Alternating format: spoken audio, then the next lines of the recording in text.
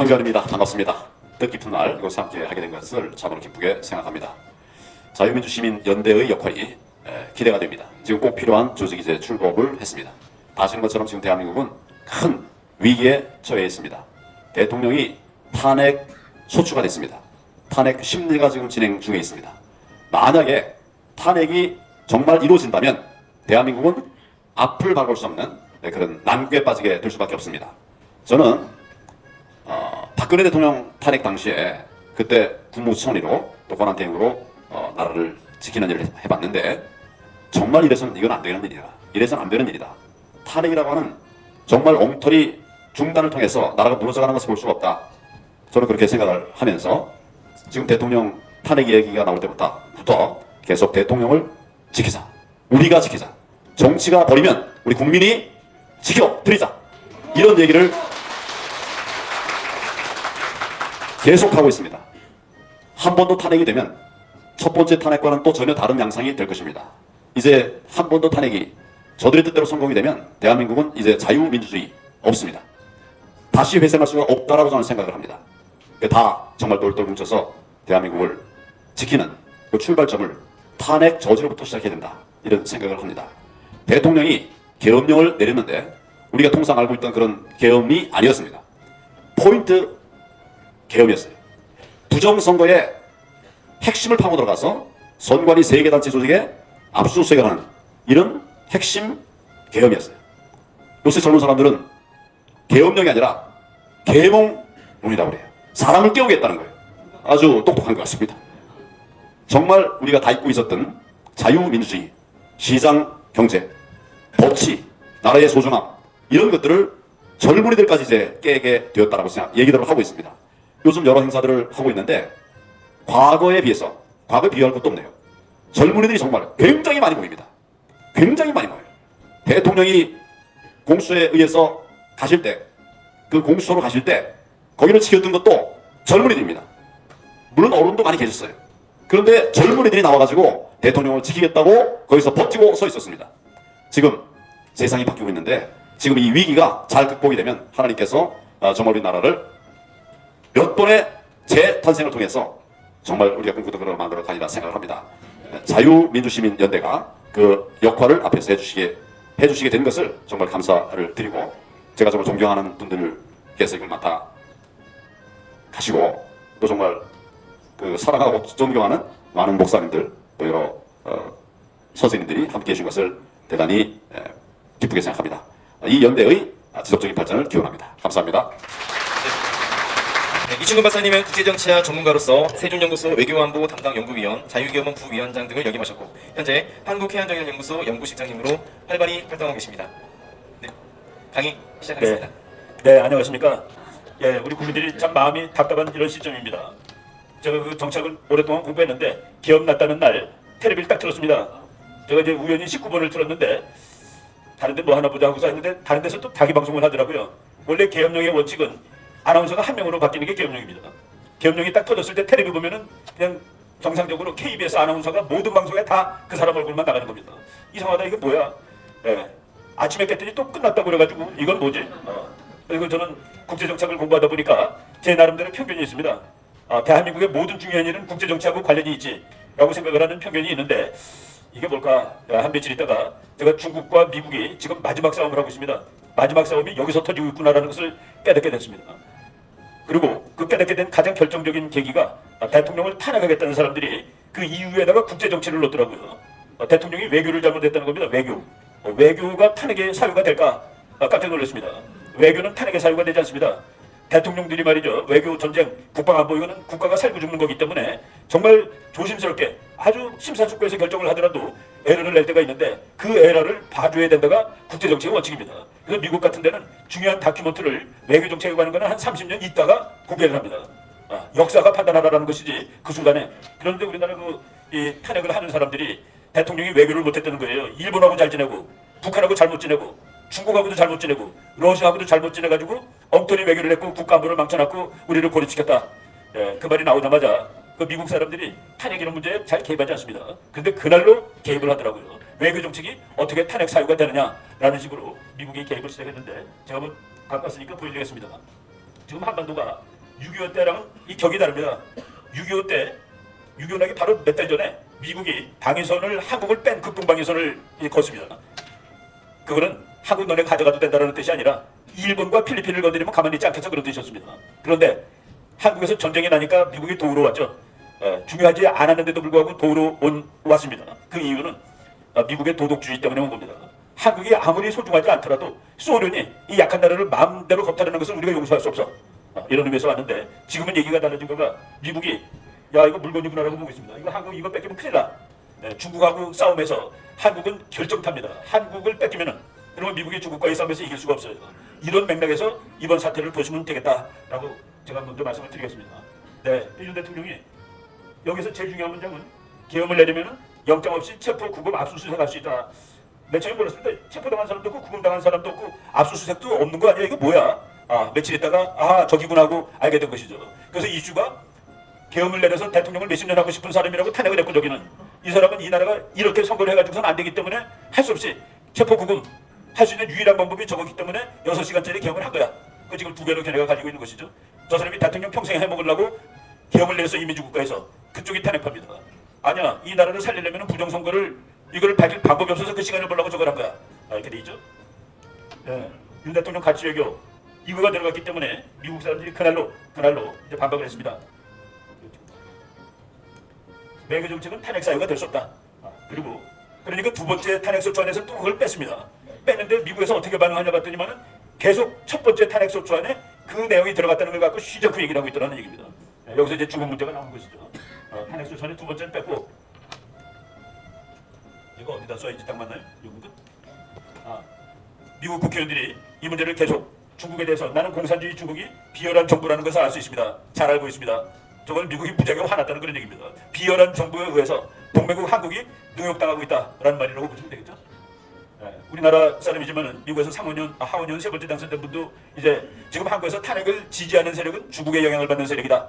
그리고 미국과 동맹파들은 지금 탄핵을 당하고 있는 세력이다. 거꾸로 이렇게 정확하게 전선을 나누고 있습니다. 이것도 어제 미국에서 나온 이 방송은 미국의 소리라는 방송인데 보이스 오브 아메리카 미국 외교부의 공식 입장을 표시한다 해도 뭐 과언이 아닌 그런 방송입니다. 한미동맹은 굳건하고 대북 억지력 유지돼야 된다. 맨 처음에는 이 말만 했습니다. 누가 되더라도 우리는 한국 문제에 개입하지 않고 한국은 미국 편으로 남아있어야 된다라는 얘기를 하다가 이제 저 사람도 도돈창 박사라고 한국 문제, 중국 문제에 대해서 미국 최고의 전문가고 트럼프 치부인데 맨 처음에는 저 사람이 자유국가인 대한민국에서 탄핵이 뭔가라고 얘기하다가 이제는 막 얘기를 하고 있는데 좀 노골적으로 얘기하는데 제가 저 사람이 한 말이기 때문에 그냥 한번 번역해서 말씀을 드리겠습니다. 대한민국에서 자신들이 민주주의를 수호한다고 말하는 자들은 민주당이에요. 총체적 권력을 추구하는 깡패 같은 사람들입니다. 그들은 결코 그 같은 일, 총체적인 권력을 추구하는 일을 중지하지 않을 것입니다. 라고 이제 쓰면서 얘기를 하는데 저 사람이 오늘 올린 거는 제가 여기다 집어넣지 않았고 써갖고 왔습니다. 여기서 이제 오늘 한 말이에요. 우리는 대한민국 국민들이 가장 필요한 이 시점에 대한민국 국민들이 미국을 가장 필요로 하는 이 시점에 그들과 함께 해야만 합니다. 미국이 이렇게 썼어요. 저들은 한국 사람들은 한국에 남은 사람들은 자유를 위한 싸움의 최전선에 서 있습니다. 이게 미국 생각이 그리고 이것도 오늘 아침에 나온 고도창 박사의 언급인데 한국 선거관리위원회가 중국이 제공하는 기회를 사용하는 한 한국에서 공정선거를 기대한다는 것은 불가능한 일입니다. 이제 완전히 미국에서 어떻게 보는지 정확히 아시겠죠? 이런 얘기들이 지금 뭐 가감없이 나오고 있다라고 말씀을 드리겠습니다. 시간 되면 됐다고 말씀해 주세요. 민주당은 북한의 선전기관처럼 역할을 하고 있다. 고도창 박사. 그 사람 말이 세죠. 지금 미국은 한국의 자유와 민주주의를 지키려 투쟁하는 이들을 지원해야 된다. 중국과 북한이 공격하고 있다. 우리는 한국을 방어해야만 한다. 그러니까 미국의 지금 시각입니다. 이거 제가 일부러 한국 신문이 아니라 미국에서 나오는 뉴스들에서 이 사진을 뽑은 겁니다. 그리고 우리나라 기자가 거꾸로 보도한 적이 있어요. 탄핵 반대하는 사람이 훨씬 많은데 이거는 탄핵 찬성하는 사람. 그리고 통통빈대는 탄핵 반대하는 사람 해가지고 거꾸로 보도한 거가 미국에서도 보도가 됐습니다. 이것도 보도되어 있습니다. 쉐쉐하는 거 이건 안 된다라고 되어 있습니다. 요거 나온 다음에 우리나라 조선일보가 그대로 또 했더라고요. 이거는 앞에 미국에서 도 먼저 나왔어요. 이런 것들이. 우리 그 국방장관이 부정선거 밝히면 국민도 계엄 찬성할 것 1월 4일날 나왔죠. 저 부분은 제가 그냥 뭐 오랫동안 알고 계시는 분인데 직책이 작전본부장입니다. 한국하고 북한하고 전쟁하면 전체 지도를 놓고 지휘하는 사람이에요. 그러니까 뭐 그냥 허술하지 않다라는 말씀을 드리는 거죠. 그리고 대통령이 이제 유필을 통해서 이거 보니까 대한민국의 부정선거는 세계사적인 일입니다. 중국이 껴있군요. 중국이란 말은 안 썼지만은 국제 카르텔이라고 얘기를 한 거예요. 국제 카르텔. 국제 카르텔이 껴있다라고 얘기했고, 이것이 이슈가 된 것은 대통령의 변호인단 측에서 헌재에다가 뭐 중국 사람이 잡혀있었는데 그 사람 이름을 공개해달라. 이것이 이제 완전히 사건이 된 것이죠. 그것이 있든 없든 간에. 그래서 우리가 학자로서 이런 것을 공개할 수 있는 그런 근거는 지금 다 돼 있는 상황이라고 말씀을 드리겠습니다. 트럼프가 아마 동병상련을 느끼고 있을지 몰라요. 정말로 부정선거 했다는 얘기를 해가지고 얼마나 4년 동안 고생을 했는지 모르는 사람입니다. 최근에 대통령 두 번째 당선된 다음에 내가 4년 전에도 내가 이긴 거 맞죠라고 국민들한테 물어볼 정도로 그리고 이 사람의 국가 캐시 파틸이라는 아주 무섭게 생긴 사람이 이거 보세요. 이제 그만 훔쳐가 내 표로 왜 니네들이 다 훔쳐가는 거야. 이거 4년 전에 트럼프가 만든 구호인데 놀랍게도 한국의 젊은 사람이 똑같은 구호를 쓰고 있어요. 그러니까 미국 사람들이 저거 보고 놀라는 겁니다. 한국도 마찬가지구나. 바로 오늘 아침에 미국 보이스 오브 아메리카에 트럼프 대통령한테 미국의 아주 특별한 전문가들이 조언을 했습니다. 중국하고 싸워서 이기려면 결코 대한민국을 잃으면 안 됩니다라는 내용입니다. 중국하고서는 대한민국이야말로 가장 중요한 나라입니다. 우리 그 선배들이 이 나라를 우리 70년 전에 한국전쟁 날 때는 너네가 중요해서 지키는 게 아니라 소련이 그런 나쁜 짓을 하면 안 되기 때문에 막으러 왔는데 지금은 한국 그 자체가 미국한테 너무나도 중요하기 때문에 막지 않으면 안 되는 그 상황이 됐습니다. 그럼에도 불구하고 우리의 자유는 우리가 쟁취하는 겁니다. 고든창 박사가 그랬잖아요. 한국 사람들이 자유를 위한 최전선에 서 있습니다. 지금 그들이 필요한 것이 많은데 미국이 우리를 지지해야만 합니다는 그런 얘기를 했습니다. 바로 이런 사진들 이거 쭉 보시면은 이것도 대통령이 여기서 만약 체포돼서 나오면은 트럼프가 한마디 하지 않을 수 없는 것입니다라고 미국의 관리가 한 그런 얘기한 장면입니다. 그런데 이제 체포돼서 나오진 않고 걸어 나온 그런 상황으로 지금 돼 있죠. 요거 이제 마지막으로 그냥 읽고서 미국 사람들이 한국을 보는 입장. 저 사람은 케네스 와인슈타인 박사라고 그래가지고 아시아 문제 전문가고 저 사람이 트럼프의 그 자문 하는 그 공화당 쪽 학자인데 우리는 가능한 한 긴밀히 협력해야 됩니다. 우리는 여기서 한국, 중국, 한국, 일본, 미국이에요. 우리 세 나라는 가능한 한 이점을 정확히 밝혀야 됩니다. 한국은 미국이 필요합니다. 한국은 일본이 필요합니다. 그런데 여기서 이제 5년 전에 다른 대통령이 있을 때 우리가 미국하고도 거리를 두고 있었고 그리고 일본하고도 거리를 두고 있었습니다. 한국 사람들 중에 지금 일본과 미국과 거리를 둘 수 있다고 생각하는 사람이 있다면 그것은 지나간 얘기입니다. 이번에는 트럼프는 그와 같은 상황을 용납하지 않을 것입니다. 문제가 무섭죠? 트럼프 will not stand for it this time. 5년 전에 일본하고도 일본 별로 싫어요. 우리 중국하고 잘 지내야 돼. 북한하고도 잘 지내야 돼. 라고 옛날에 했던 거 미국이 트럼프 일기 때 참았는데 이번에는 안 참는다라는 말을 노골적으로 하는 거 보고 우리가 좀 놀랐습니다. 바로 우리가 이제 우군이 있습니다. 그리고 대한민국은 자유민주주의 국가고 그래서 이제 우리가 이렇게 컸는데 공산주의 사회주의 했던 중국, 북한 내일모레 다 죽을 예정으로 있습니다. 우리가 힘을 가지고 이제 우리가 이 마지막 큰 싸움에 정말 그 마지막 그 싸움을 우리가 벌이고 있구나 하는 그런 생각이 듭니다. 우리가 애국하시는 여러분들 용기 잃지 마시고 열심히 해가지고 정말 이제 곧 통일을 이룩하는 이런 나라를 만들 그런 기회로 삼았으면 좋겠습니다. 여기까지 하겠습니다. 네, 감사합니다. 큰 박수 부탁드립니다. 네, 전 국가정보대학원 교수이신 이희천 교수님의 현 정세와 대통령 급등 지지율 경고와 방안이라는 주제로 특강을 듣도록 하겠습니다. 반갑습니다. 이 자유민주 시민연대가 앞으로 대한민국을 살리는 중심 역할을 할 수 있기를 기대합니다. 제가 오늘 말씀드릴 주제는 현 정세와 대통령 급등 지지율 경고와 방안이라는 주제로 말씀을 좀 드리겠습니다. 지금 대한민국 정세를 우선 말씀을 드리면 지금 우리가 생각할 때는 윤석열 대통령 탄핵이라는 어떤 하나의 사건 같지만 이 대통령 탄핵을 둘러싼 이 어떤 투쟁은 단순한 개인적인 어떤 징계의 문제가 아니고 대한민국의 체제 전쟁의 문제라고 생각할 수 있습니다. 지금 대한민국은 공산화로 가느냐 아니면 자유민주주의 체제를 지킬 수 있느냐의 바로 그런 전쟁이고요. 나아가서는 이게 대한민국의 체제 전쟁을 넘어 북중로로 가느냐 아니면 한미일 자유민주 진영에 남느냐의 이런 선택의 기로에 서 있는 중차대한 전쟁이라고 봅니다. 그래서 지금 우리가 지금 겪는 전쟁은 어쩌면 제2의 6.25 전쟁이라 할 만큼 이제는 앞으로 이 전쟁의 승패에 따라서 세계의 질서가 바뀔 수 있는 매우 중차대한 어떤 역사적 의미가 있다 이렇게 제가 생각을 합니다. 그래서 지금 우리 개인적으로 대한민국의 입장에서 볼 때는 현재 우리 국민들이 가져야 될 상황은 정말 이것을 사명감을 가지고 우리가 이 전쟁에서 이 내전에서 승리할 수 있도록 해야 된다. 그냥 단순히 대통령 또 물리치고 또 다른 대통령 우파 대통령 탄생시키면 되지 않느냐 이와 같은 아니란 생각을 가지고 여기에 접근하면 안 된다는 말씀을 드리겠습니다. 지금 대한민국은 현재 이 상태로 그냥 갔더라면 저는 공산화의 어떤 구분능선을 넘어 이제는 대문만 열면 바로 우리 눈앞에 공산화가 바로 열리는 그런 심각한 상황에 처해 있다는 것을 저는 그동안에 누누이 말씀을 드렸습니다. 자, 그랬는데 윤석열 대통령이 자기의 생명을 다해 이것을 국민들한테 알리려고 노력했다는 것은 어쩌면 자기 희생을 통해서 대한민국 국민들을 살리고 이 세계를 살리기 위한 헌신의 과정이 아니었나 이렇게 생각하면서 정말 감사하다는 생각을 합니다. 자, 그런데 오늘 제가 여러분들에게 말씀드리고자 하는 것은 뭐 이런 어떤 내용적 측면보다 지금 현재 대한민국 국민들이 깨어남으로 인해서 지지율이 폭등을 하고 있습니다. 지금 11%에서 50% 이르는 지금 한 40일 사이에서 이런 큰 변화가 일어나고 있는데 이것을 어떻게 바라봐야 하며 앞으로 이것을 어떻게 경고할 것인지 이 대안의 문제를 우리가 꼭 생각해 봐야 될 것이다 하는 말씀을 간단히 설명드리고자 합니다. 윤석열 대통령이 지난 12월 3일 날 오후 한 10시 한 40분경에 비상계엄을 갑자기 선포했습니다.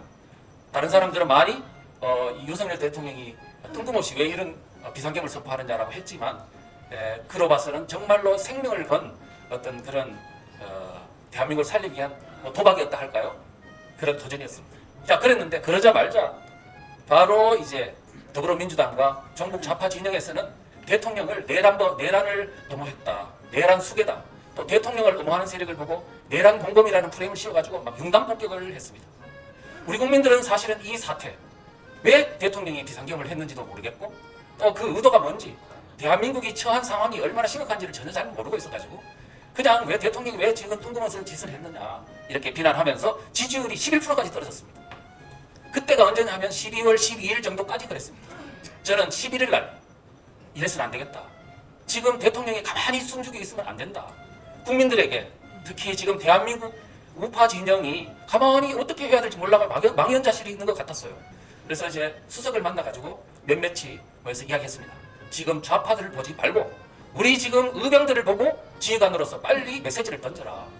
지금 왜 했으며 그 다음에 앞으로 어떻게 할 것인지를 명확히 이야기를 하라고 그렇게 간곡히 부탁을 했습니다. 대통령은 그 다음날 대국민 담화를 발표했는데 이미 우리가 이야기하기 전에 벌써 본인이 깊이 고민하면서 문장을 만든 거로 알고 있습니다. 그래서 12월 12일 날 딱 발표하고 났더니 엄청난 변화가 있었습니다. 대통령의 진심이 무엇인지를 국민들이 알게 됐고 특히 2030 세대들이 대통령의 진심 어린 의도를 알게 되면서 사실 여부가 어느 것이 더 진실인가를 찾게 되면서 좌파들의 그 무지몽매한 사기와 그 다음에 매도에 대한 어떤 진실을 알게 되면서 많이 각성이 일어나게 됐던 거죠. 자, 이런 상황이었고요. 그 다음에 뭐 대통령을 이제 체포하려고 하는 시도라든가 그 모든 과정에서 이제 불같이 시위가 광화문에서 그 다음에 또 헌재 앞에서 여러 곳곳에서 일어나면서 이제 전세가 완전히 역전되는 어떤 역전의 드라마가 대한민국 이 하늘 아래서 이루어졌다 이렇게 볼 수가 있습니다. 자, 그랬어요. 제가 오늘 이야기하고자 하는 바 지금 11%로 떨어졌던 것이 갑자기 한 달 10일 만에 50%를 지금 돌파할 정도로 지금 완전히 급등세로 됐는데 과연 이것이 갖는 지금 대한민국에 미치는 영향이 무엇인가 이것을 좀 봐야 되겠어요. 근데 여기서 우리가 주목해야 될 점 지금까지 우파들이 태극기 집회를 하면서 7, 8년 동안 노력했는데도 불구하고 50%를 통과한 적이 없어요. 잘하면 30% 그냥 이렇게 진영에 머물렀는데 갑자기 한 달만 만에 50%를 통과하는 건 뭔가 지금까지와 달랐던 요소가 있는 거예요. 뭐냐 하니까 바로 2030 세대들의 대거 동참이 이렇게 나온 결과입니다. 그러면 2030 세대뿐만 아닙니다. 호남 사람들이 지금 얼마까지 올라갔냐 하니까 41%까지 지금 윤석열 대통령 지지를 하게 됐습니다. 서울이 지금 52%까지 나온 걸로 되어 있습니다. 지금 경상도뿐만 아니고 이제 대한민국의 모든 지역이 두루두루 윤석열 대통령의 진심을 알게 되면서 체제를 지켜야 되겠다는 그런 열망으로 다 광장으로 뛰쳐나오고 손가락으로 지금 지지 열기를 지금 이루고 있는 것입니다. 자, 그런 상황을 보면서 이것이 갖는 지금 현재 어떤 결과를 낳고 있는지를 좀 살펴보도록 하겠습니다. 자, 여기요. 여기 앞인데.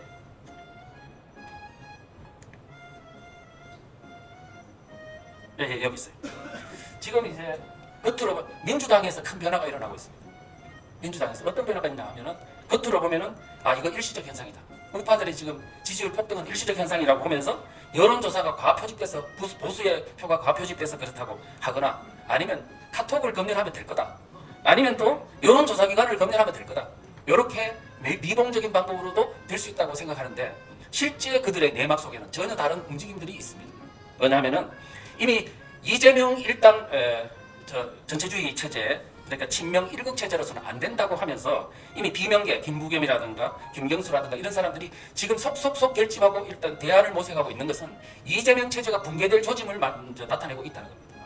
그다음에 두 번째는 뭐냐면은 지금 이재명 지금 당권파들이 갖는 지금 벌써 뭔가 이래서는 안 되겠다는 지금 굉장한 위기의식을 갖고 있다는 거거든요. 예를 들면은 지금 뭐냐면 도대체 이 원인이 뭐냐 지금 원인을 찾아라고 지금 지시를 하고 있고, 그 다음에 이재명이가 실제로 뭐냐면 탈이념, 탈진영, 현실적 실용주의를 주장하면서 이제는 우파 정책을 도모하려고 하는 그런 경향성도 보이고 있습니다. 이것은 그다음 흑묘, 백묘 이야기하면서 일단은 국민들의 여론을 지금 얻기 위한 그러한 시도들을, 그러니까 공산주의 사상에서 뭔가 변화를 모색하려고 하는 이런 시도까지 있는 걸 보면 그들의 위기의식은 얼마나 심각한지를 알 수가 있습니다. 그 다음에 당내 변화가 이렇게 있다 보니까 지금 내 대한민국 내 헌법재판소에도 약간의 변화들이 있습니다. 예를 들면은 부정선거에 대한 선관위의 자료들을 가지고 오라, 그거를 이제 채택을 한다든가, 그 다음에 증인 채택에서 윤석열 대통령과 김용현 국방부 장관 같은 사람들을 불러가지고 제대로 이런 어떤 내용을 듣는다든가, 이것만 해도 이미 선거 헌재의 선거 재판에 영향을 미치고 있는 것이다, 이렇게 보여지고요. 그 다음에 검찰의 변화나 이런 것까지도 이루어져 있는 것들을 우리가 목도하고 있습니다. 자, 그러면 여기서 중요한 거, 그렇다면 이것이 진짜 어떤 요인에 의해서 이루어지는지 살펴봐야 됩니다. 윤석열 대통령의 12월 3일 날 비상경험하고 12월 12일 날 국민들에게 대국민 담화를 하면서 많은 변화가 있는 건 사실이지만 이미 그 변화의 조짐은 10월 달, 11월 달에 이미 벌써 나타나기 시작했다는 겁니다. 무슨 얘기냐면요. 지금 여론조사 기관이 있는데요. 보사연이라는 단체에서 여론조사를 한 게 있습니다. 언제냐면 작년 10월, 11월에 여론조사한 건데, 그동안에는 우리 국민들 여론조사하면 중도가 거의 50% 정도 나오는데요. 작년 10월, 11월 달에 여론조사를 했더니 중도가 38.5%로 급락을 했습니다. 15%나 떨어졌다. 도대체 이유가 뭐냐? 그런데 그 15%가 10%가 우파한테 가서, 우파가 그동안에 한 30% 선이었는데 40% 선으로 급등을 했습니다. 그 얘기는 즉슨 이미 이재명 체제를 경험하면서 많은 중도에 있는 2030 세대나 이런 중도에 있는 사람들이 체제 위기를 느끼고 우파로 다 지금 이게 몰려오고 있는 현상을 여론조사 결과가 말해주고 있는 것입니다. 그 다음에 그래서 지금 이미 대한민국 내에 사상적 변화는 그렇게 벌써 계엄 선포 전부터 있었고요. 그 다음에 계엄 선포가 있고 나서 대통령이 지금 발언한 내용 중에는 어떤 내용이냐, 지금 대한민국이 체제전쟁 중이다. 종북 반국가 세력과의 체제전쟁이라는 것을 대통령께서 말씀하셨고, 바로 우리의 적은 바로 종북 반국가 세력이라는 것을 명확히 하게 됐습니다. 그러면서 대통령이 던진 이 프레임 중에는 지금 이 전쟁은 대한민국을 긍정하는 대한민국 세력과 대한민국을 부정하는 반대한민국 세력과의 그런 체제전쟁이라는 걸 분명히 함으로써 이제 우리가 우리 내부의 어떤 충돌이 일어나지 않도록 하면서 적에 대한 명확한 개념을 규정하고 전선을 명확히 했다는 점입니다. 그것 때문에 지금 우리 진영 내에 혼선이 적고, 그 다음에 지금 중도 보수라는 이 어떤 그룹들이 다 하나로 뭉쳐서 이 전쟁을 치를 수 있게 된 것입니다.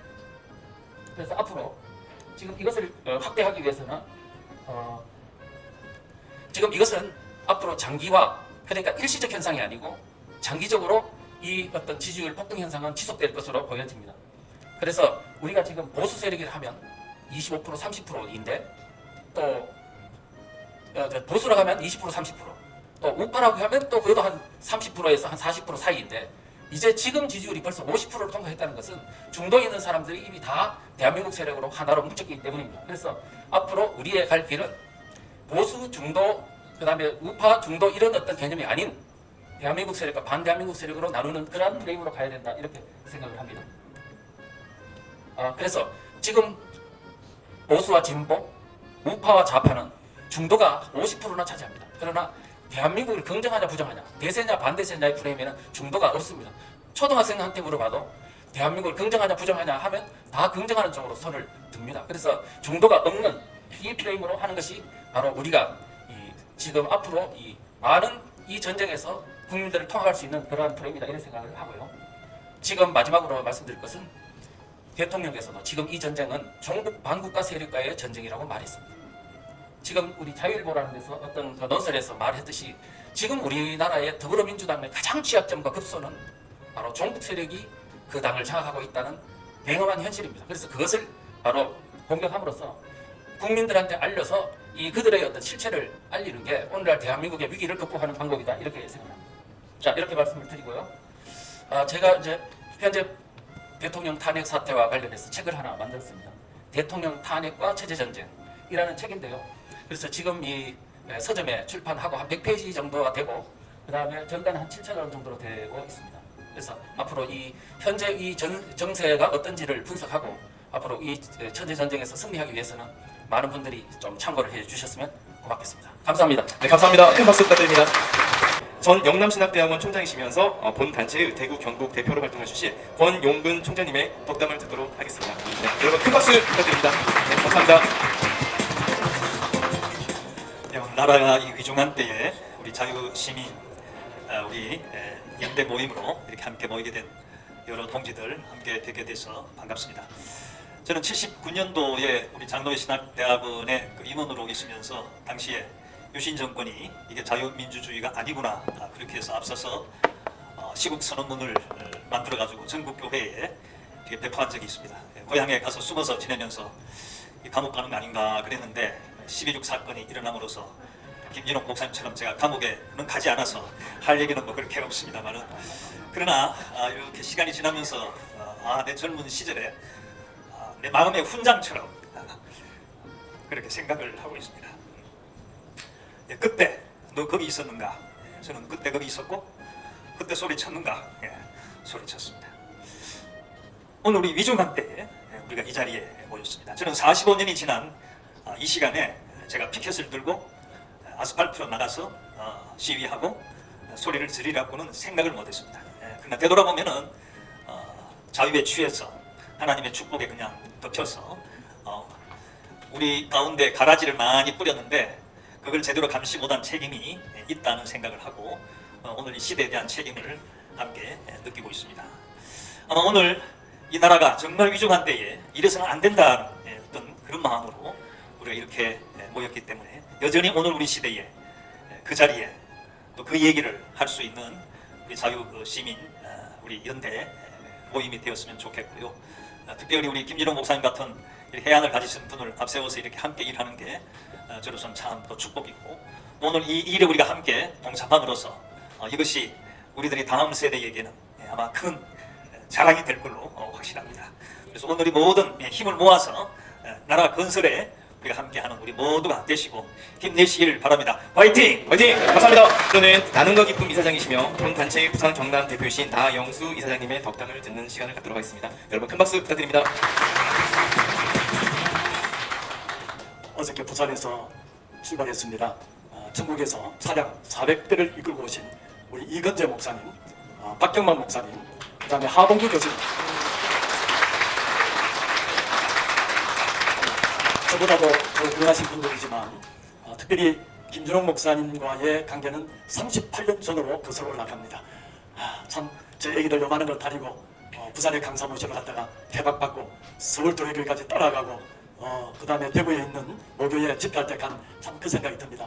저는 평범한 시민이요, 목회자요, NGO 사에 가는 그런 전혀 주변이 잘 알지 못하는 그런 사람이었습니다. 그런데 2017년 11월부터 박근혜 대통령이 탄핵된다고 하는 이 내용을 듣고 부산일보에 오단통 광고를 내고 부산역에 처음으로 2017년 11월 16일을 나갔습니다. 300명이 오셔서 12번, 13번의 집회를 통해서 한 3만 명이 되는 의원들을 붙여주셔서 오늘까지 해오고 있습니다. 행동하는 시민이 나라를 바꾼다는 그 일념으로 쫓아왔습니다.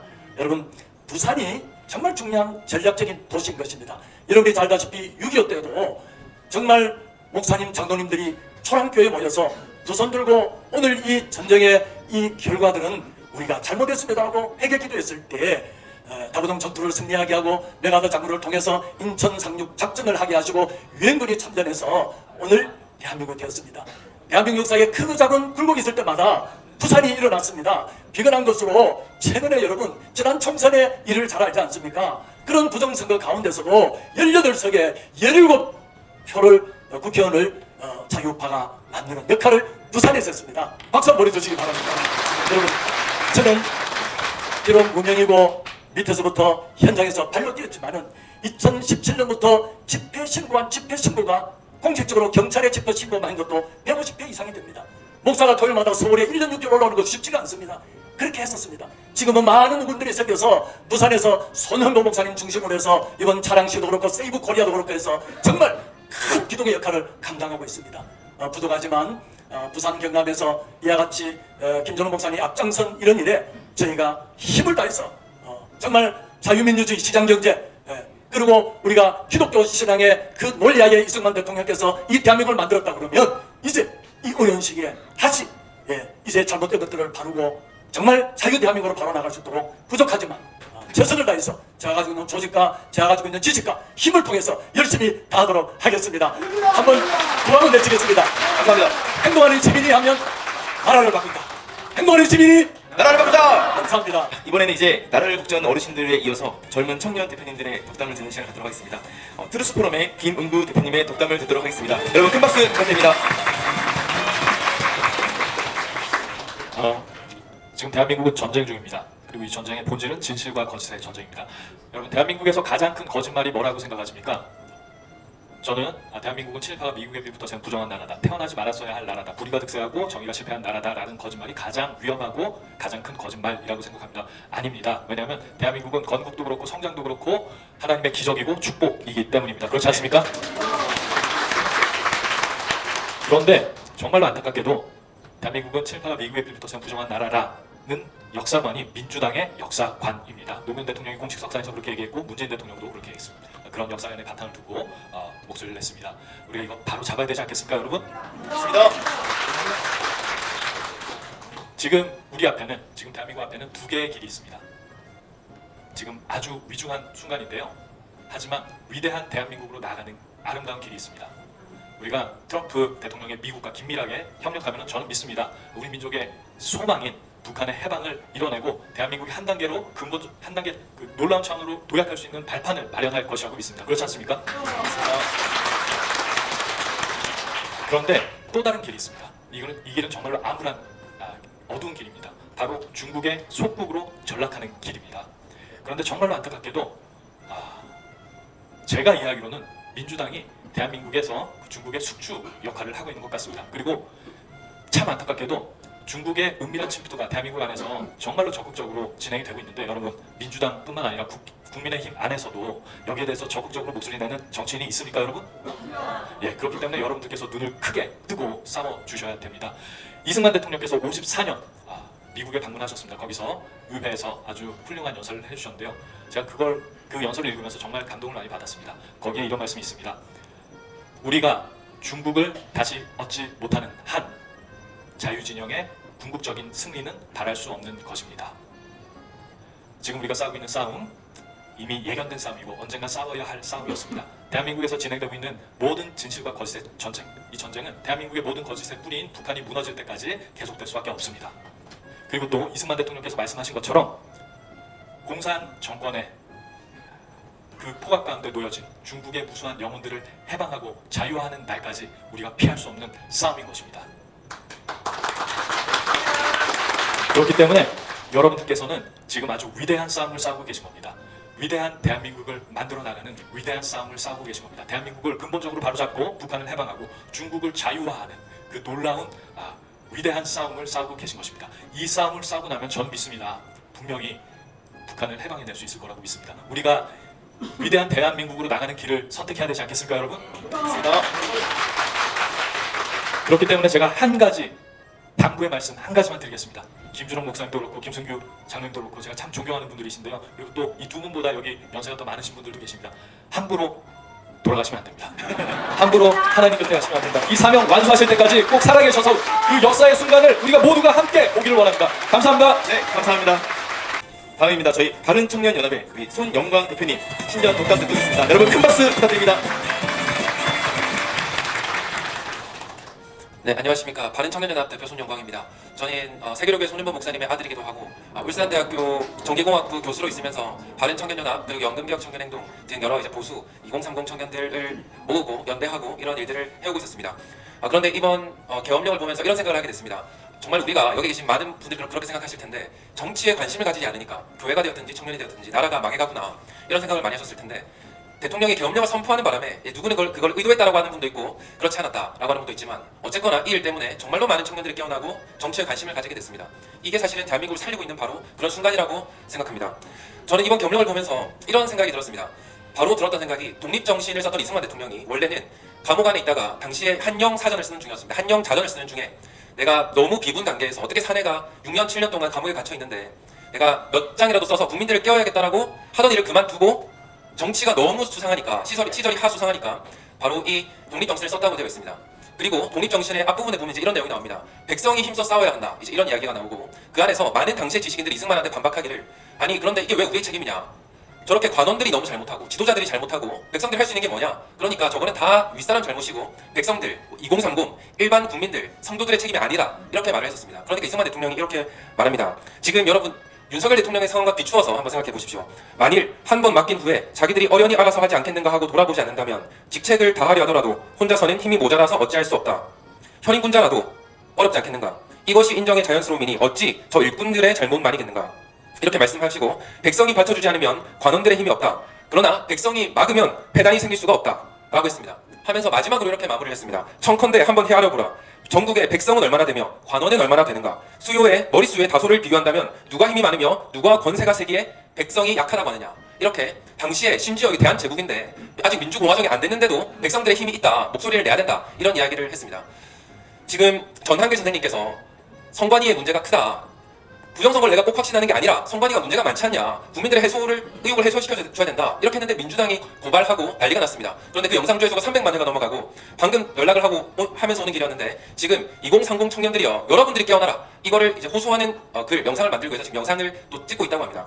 이렇게 어떻게 200만 명의 공무원 시험 제자를 가르쳤던 전한길 강사까지 이렇게 나서가지고 백성들이 일어나라 하고 있는 사태까지 됐습니다. 이런 것들이 지금 봤을 때 우리나라의 희망이라고 생각합니다. 지금 정말로 많은 청년들이 깨어나고 있습니다.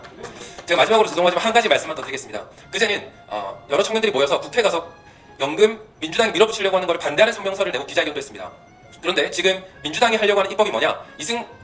윤석열 대통령의 4대 개혁 과제 중에 하나가 연금개혁이었습니다. 그런데 민주당이 우리가 지금 연금을 받고 있는 액수를 적게 내더라도 무조건 더 많이 받자. 이렇게 해서 소득 대체율이라고 하는 걸 높이자라는 거를 하고 있습니다. 그런데 이게 돈이 얼마나 더 들어가냐? 앞으로 60년 동안 2,700조 원에서 3,100조 원이 더 들어갑니다. 여러분들 이재명이 전 국민한테 25만 원씩 나눠주는 거 반대하십니까? 네, 저도 반대합니다. 그런데 연금에 대해서는 우리가 뭔가 두루뭉실하게 말하는 것 같지만 이게 어떤 제도냐면 간단하게 말해서 민주당이 밀어붙이려는 게 한 사람당 1억 원씩 나눠주는 게 지금 민주당이 밀어붙이고 있는 연금 계약입니다.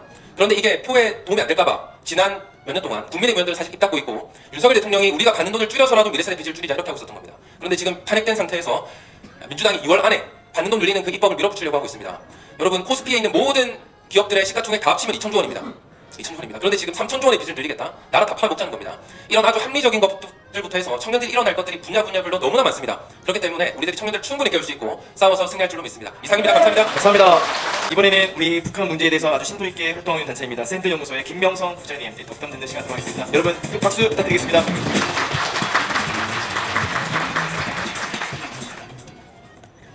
안녕하십니까. 소개받은 김명성입니다. 네, 저는 2002년 대한민국으로 입국한 탈북민입니다. 예.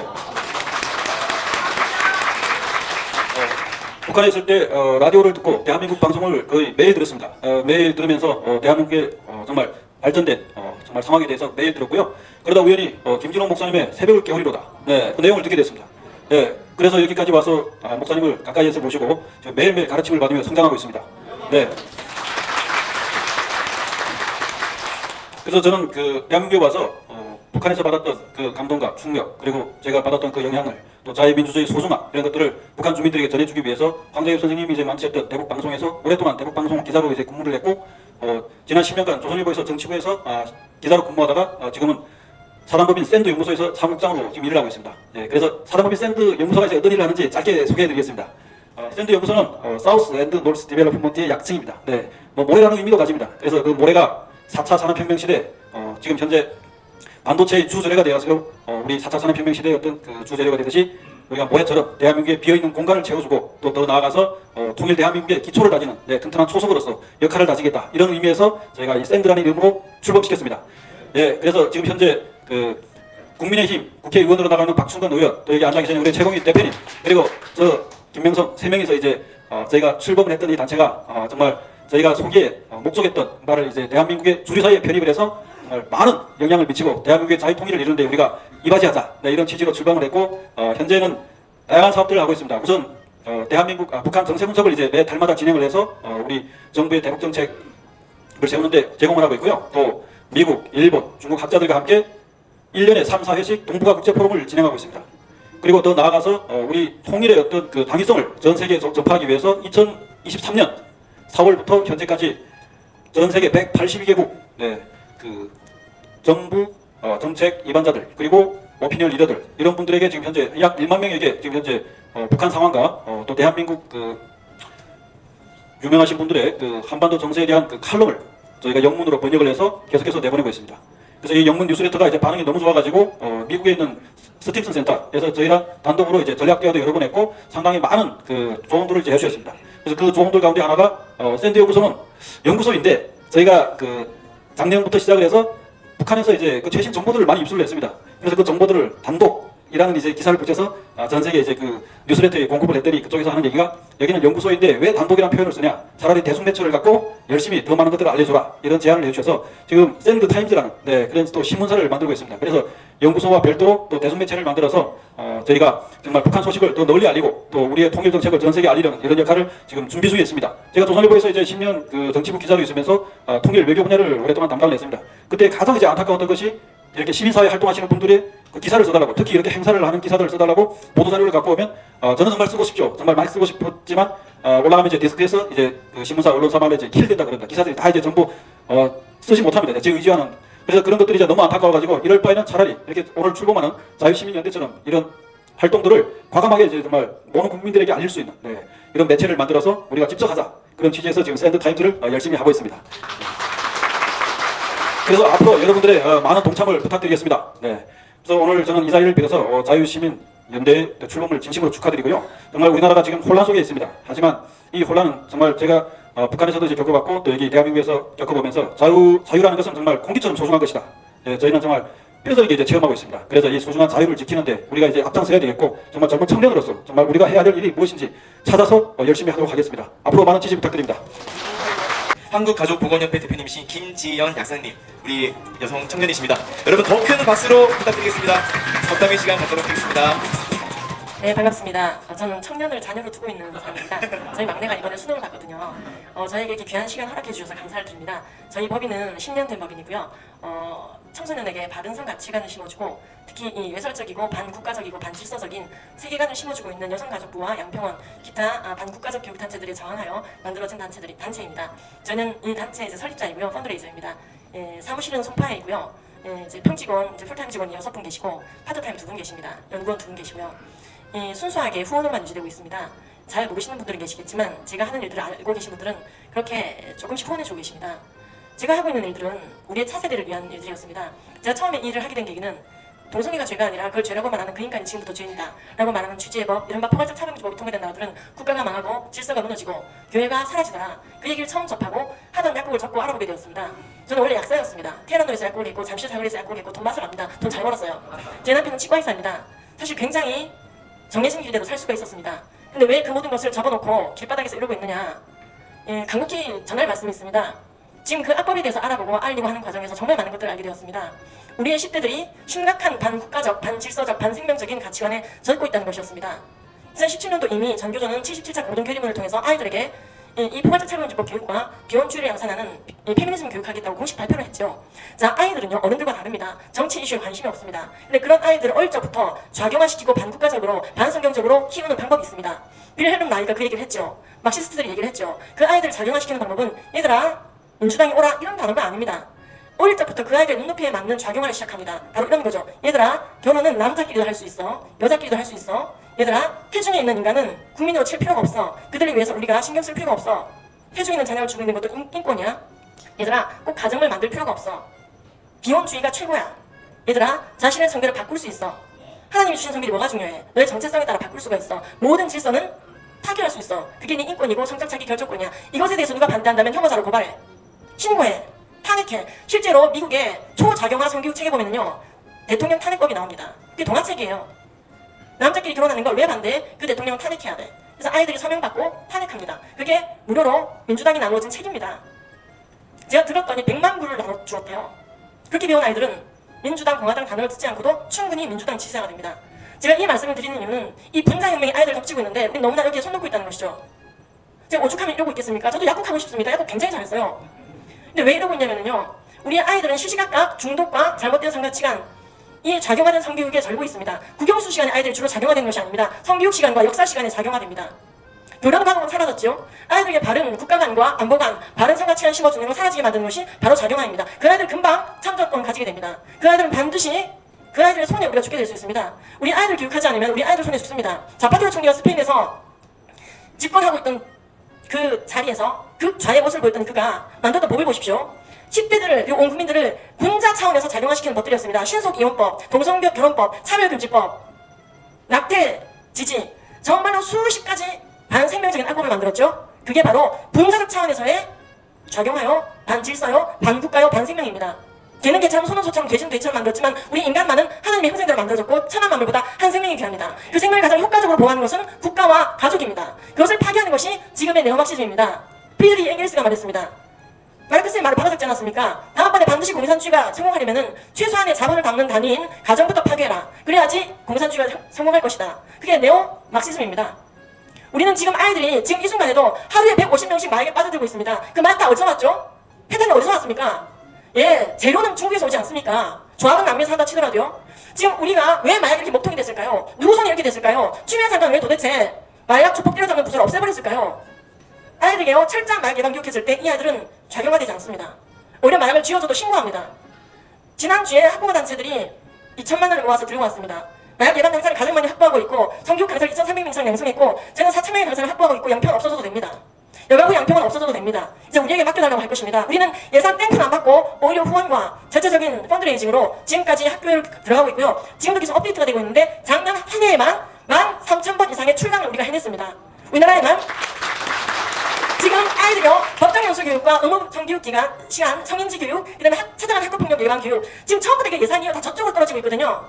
다 저쪽으로, 우리의 수조 원의 예산이 아이들 작용화시키고 생명을 잃게 만드는 그 교육에 쓰이고 있습니다. 마약 예산은 죽어도 안 주죠. 마약 예방 예산을 가지고 지금 센터 짓고 있지 않습니까? 지금 이제 올해 중순에 서울시 아아순환센터 수탁기간 바뀝니다. 다 이거 찾아봐야 됩니다. 너무 드릴 말씀이 많습니다. 저는 10년째 약국을 잡고 일만 하고 있는 사람입니다. 24시간이요. 전 대표라 봉사직입니다. 우리 협회가 지치지 않고 나갈 수 있도록 도와주시고 우리 사천 강사가 지치지 않고 나갈 수 있도록 도와주시고 우리 모든 사천 강사는 모두 기독교인입니다. 모든 스텝이 기독교인이고 모든 이사가 기독교인입니다. 저는 거기 설립자이고 일에 올인하고 있습니다. 반드시 기억해 주십시오. 우리의 차세대를 깨우지 않으면은 어른들의 집회가 끝나버리면은 우리 아이들 손에 우리가 죽습니다. 그들이 작용하대요. 끝까지 들어주셔서 감사합니다. 감사합니다. 이제 다음 이어서 법률사무소 청송의 대표 변호사이신 김지미 변호사님의 답변을 듣겠습니다. 우리 김지미 변호사님은 지금 현재 서구지원 집회 참여자분들을 무료 변론하는 변호인단으로 현재 활동하고 계십니다. 네, 큰 박수 부탁드립니다. 네, 안녕하십니까. 소개받은 김지미 변호사입니다. 나라를 사랑하시고 또 많이 기도하시고 걱정하시는 어르신분들 앞에서 이렇게 덕담과 결의를 하게 돼서 송구하고 또 영광으로 생각합니다. 자유민주는요, 인민민주와 다르고 또 그냥 민주와도 다르죠. 자유민주라는 것은 제가 배우기로는 시장 경제가 잘 돌아가고 또 법치가 제대로 운영되며 혹여라도 이 두 가지가 잘 운영되지 않을 때 사법부가 이 사회에서 소금의 역할을 잘 해야 보존이 되고 또 물려줄 수 있는 그런 정치체제입니다. 아시겠지만 지금 입법부는요, NL과 PD 계열의 그 사람들이 독재를 하고 있고요. 사법부도 굉장히 작용화되어 있습니다. 특히 교육과 영화계가 굉장히 심각하다는 거 잘 아실 겁니다. 저도 정교조 선생님 밑에서 교육을 받은 세대고요. 교과서에 92년 이전 대통령들에 대한 묘사가 어땠는지 굉장히 잘 기억하고 있는 세대입니다. 영화판도 사실 동일합니다. LGBTQ 소재가 들어가지 않으면요, 투자가 아예 안 되고요. 그런 내용으로 만들어 달라고 기독교 감독들에게 노골적으로 요구하고 있는 상황이고 또 영화를 전공하고 있는 학생들, 가르치는 교수님들도 본인이 믿음이 있어도 이런 걸 지켜나가기가 굉장히 어렵다면서 호소하고 계시는 상황입니다. 또 해체주의 감독들이 상을 받고요. DEI 정책으로 성소수자에 대한 존중, 이런 페미니즘에 대한 언급하지 않으면 상을 받기 어려운 상황입니다. 노벨상에 대해서는 제가 더 말씀드리지 않겠습니다. 사법부가 지난해 7월 18일에 어떤 결정을 했는지 잘 아실 겁니다. 저는 법조인으로서 사법부를 비난하기보다는 법조인들이 몸을 낮추고 이런 문제에 대해서 목소리를 내지 못한 것에 대해서 먼저 반성해야 한다고 생각하고 있습니다. 입법 독재가 계속되고 사법부 작용하고 고쳐지지 않으면 우파 대통령이 또 당선돼도 우리는 어려움을 겪습니다. 아시지만 대통령제에는 의회 해산권이 없고 또 국회는 내각 불신임권이 없습니다. 그런데 대통령에게는 의회 해산권이 없음에도 불구하고 지금 마치 입법부는 내각 불신임권이 있는 것처럼 행동하고 있습니다. 헌법을 뒤흔들고 있는 것이죠. 법치주의 붕괴의 아주 단적인 증거는 우리 대의제가 칼을 맞고 부정선거를 위해서 오염됐다는 것입니다. 사실 문제의식은 어느 정도 성숙해 있다고 생각합니다. 이제 해결이 남았을 텐데요. 우리는 많이 공부해야 되고 또 감시해야 되고요. 하나가 되고 또 목소리를 내야 됩니다. 지금 아시겠지만 2013년 그리고 14년에 납북된 김정은, 최춘길, 김국기 선교사님께서 12년째, 13년째 돌아오지 못하고 계십니다. 살아계신지도 지금 알 수 없는 상황이고요. 다행히도 올해 10월에 아시겠지만 트럼프가 경주에 에이펙 때문에 옵니다. 어떤 한간의 말로는 푸틴이 전쟁이 끝나면 올 수도 있다는 얘기가 있고요. 김정은이 온다는 얘기도 있습니다. 누가 이들을 맞이해야겠습니까? 이재명이 대통령이 돼서 맞이하겠습니까? 아니면 윤석열 대통령께서 돌아오셔서 맞이하셔야겠습니까? 저도 그렇게 생각합니다. 네.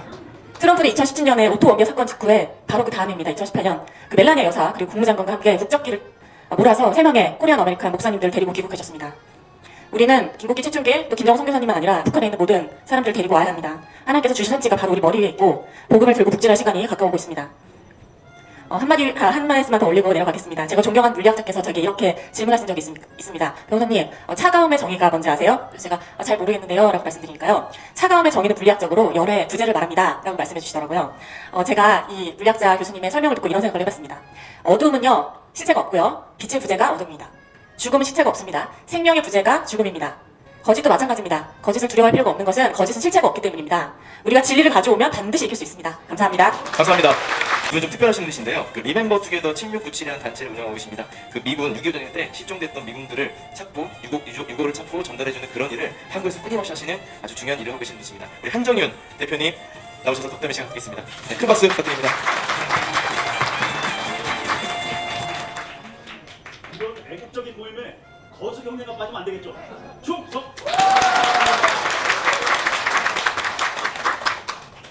제가 이제 여기 계신 분들 포함해서 대한민국에서 죄를 가장 많이 지은 나쁜 사람이라면 아마 저일 거예요. 저. 그래서 이 죄를 어떻게 할까? 그래, 목사님 말씀드리면은 너 지옥 가. 어이구, 불 뜨거운데 안 되겠다. 그래서 하나님 저 좀 살려주십시오. 마음속에 기도를 하기 시작했어요. 그런데 어느 날 텔레비에 실종미군, 북한에서 찾아진 실종미군 55박스가 쭉 내려오는 게 딱 나온 거예요. 저는 1950년 6.25 등입니다. 황해도에 어머님이 계셨는데 어머님이 만삭이었는데 아이고 이거 애를 어떡할까, 여기서 나면 다 북한의 엉터리인데 남쪽으로 가야 되겠다. 그럼 어떡하냐, 어머니 배는 만삭인데. 그래서 소문을 하니까 황해도 해주에 미군 군용 열차가 남쪽 왔다 갔다 한다고 동네 사람들 그런 거 듣고 아버지께서 아니 저 주님 말고 하나님 말고 우리 아버님이요.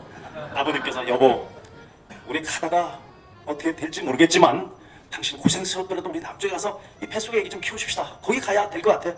오케이. 그래서 어머님이 한번 여성분들 계시니까 10달 만삭 돼가지고 걸어보라 그러면 아마 귀뚱귀뚱 못 걸어요. 그런데 더군다나 12월이었어요. 북한이 좀 춥니까? 눈이 이만큼 쌓였는데 아버지가 손잡고 어머니 배이롱 이렇게 된 걸 쩔뚝거리면서 황해도 해주까지 어떻게 왔는데 정말로 기차가 딱 있는 거예요. 그러니까 아버지가 저 차 좀 타면 우리 집사람하고 애기 좀 될 텐데 가지고 딱 보니까 총을 딱 든 미군들이 쫙 본쪽 때는 전쟁통이니까 어림없죠. 그러니까 딱 있으니까 이제 제일 뭐 좀 얼굴 봐서 좀 착하게 보일 만한 보초병을 쓱 찾아가지고 아버지가 손잡고 영어를 못하니까 북한에서 손잡고 손가락 하니까 거기에 어머니 배 이렇게 하니까 그 헌병이 이렇게 와가지고 어머니 배를 확인했어요. 확인하니까 배가 이만하니까 아버지가 기차를 알게 기차.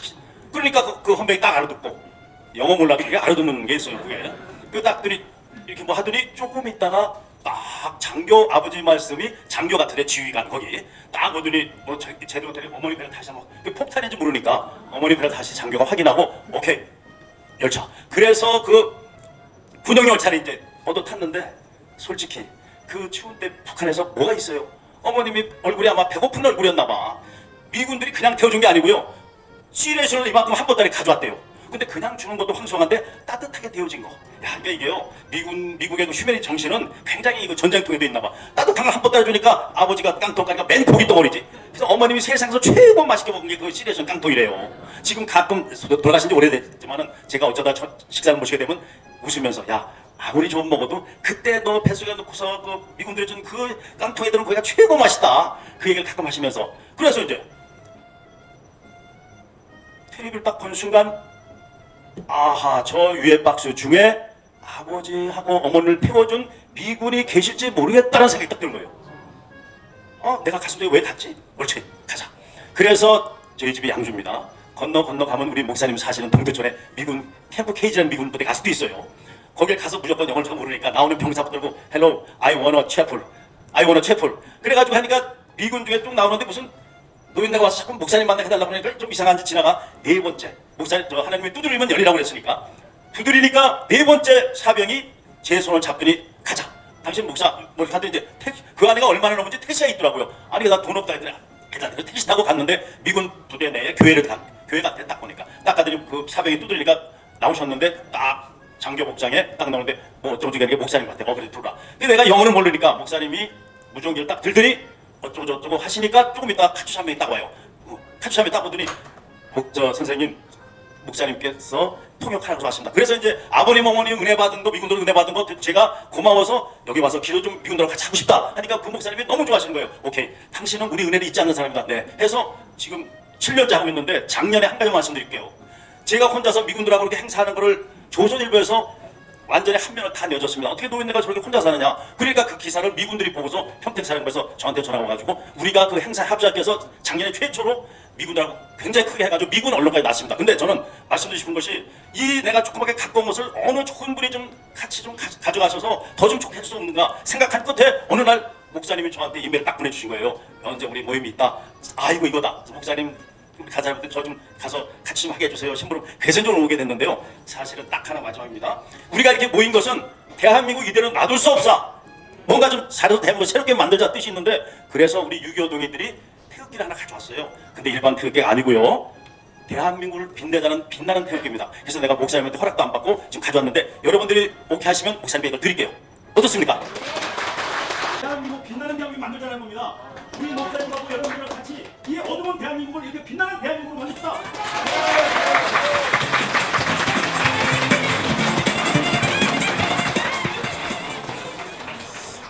오늘의 열기를 보니 우리 자유민주시민연대의 많은 분들과 나라를 사랑하시는 우리 애국 우리 시민분이 있는 한 대한민국 더욱더 빛날 걸로 믿습니다. 여러분 박수 부탁드리겠습니다. 예, 자리가 없어서 서서 참여하시고 해서 고맙습니다. 만세 삼창 하나등 하려니까 좀 떨리네요. 세 번 하겠습니다. 대한민국 만세, 자유민주 다 일어서 모두 자리에서 일어나 주시기 바랍니다. 자유민주주의 만세, 통일한국 만세 세 번 하겠습니다. 대한민국 만세! 만세! 자유민주주의 만세! 만세! 통일한국 만세! 만세! 감사합니다. 감사합니다. 네, 여러분 모두 자리에 앉아주시기 바랍니다. 네, 이것으로 2025년 자유민주시민연대의 신년 할애를 마치도록 하겠습니다. 끝까지 함께해 주셔서 너무나 감사합니다.